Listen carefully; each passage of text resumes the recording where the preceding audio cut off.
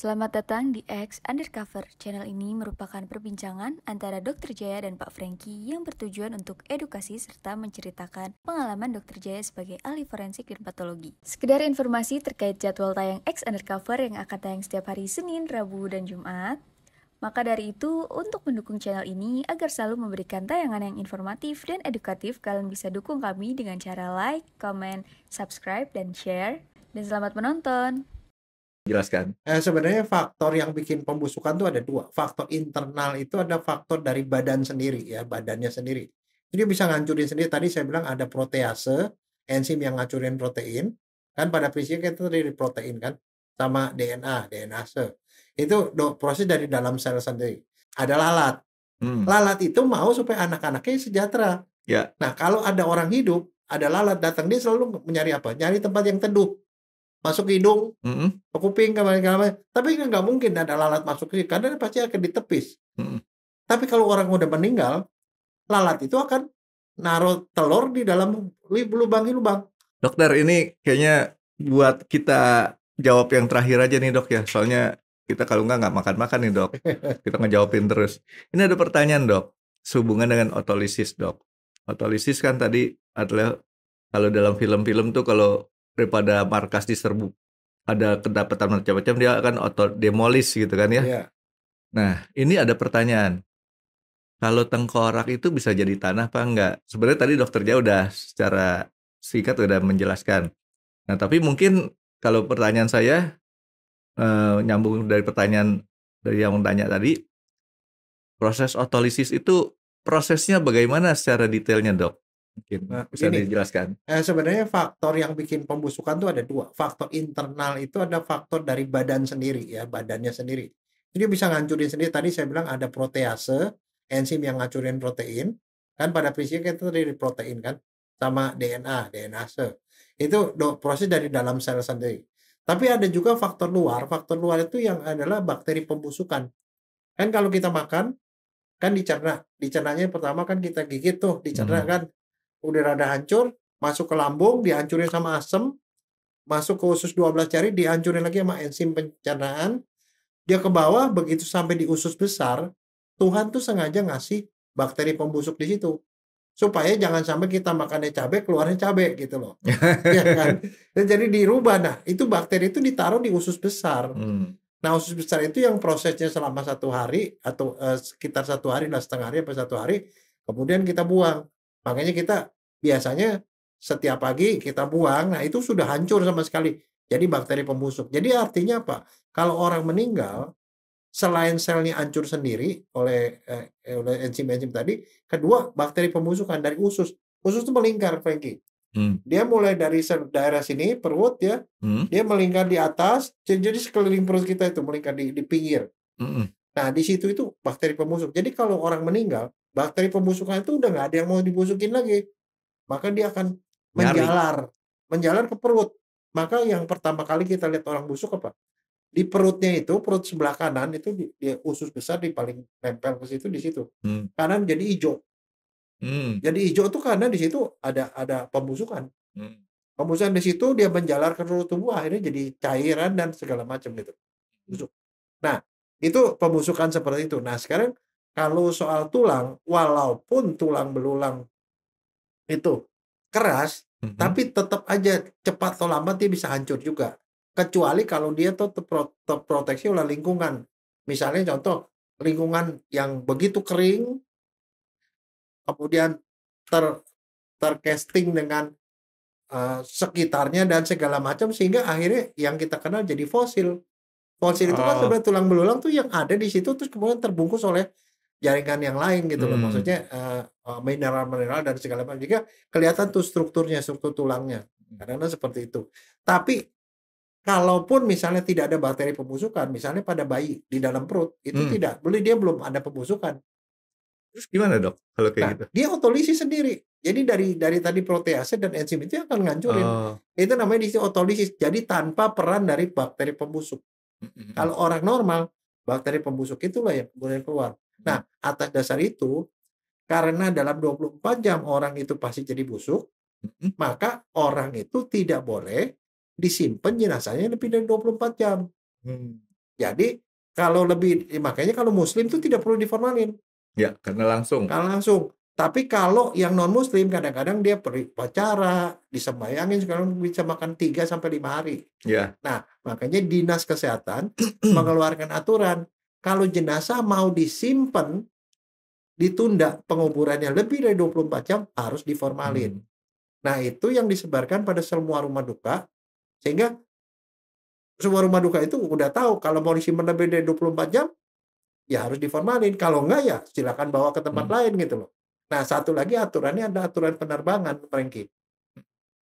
Orang walaupun muslim, dia orang Madura misalnya, dia meninggal di Jakarta, dia mau balik ke sana, kan mau cepet-cepet dikubur di kampungnya, kan mesti naik pesawat.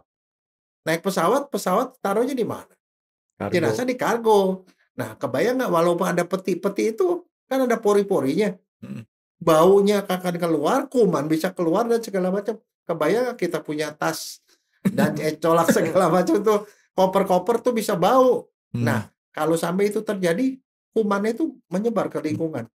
Saya ingat dulu ya soal penyebaran lingkungan ya, penyebaran kuman dari dalam. Itu tidak ada sakit apapun ya. Tapi kalau ada infeksi lebih parah lagi.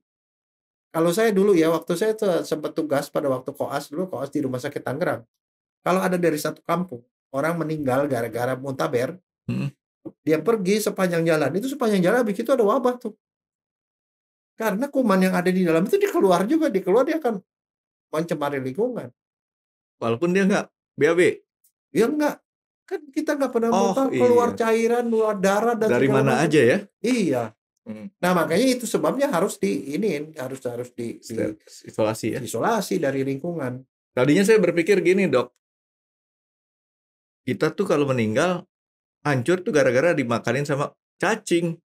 Enggak ya, bukan. karena kalau kita Cacing lihat itu cuma faktor tambahan termasuk rayap tadi saya bilang. karena saya kan ngelihat kalau misalnya contoh ya, ada ini nih, bangkai tikus yang udah berhari-hari keluar belatung tuh. Sebenarnya belatung bukan keluar loh. Bukan keluar ya? Ya, kalau ngomong itu begini. Gimana tuh Belatung itu begini.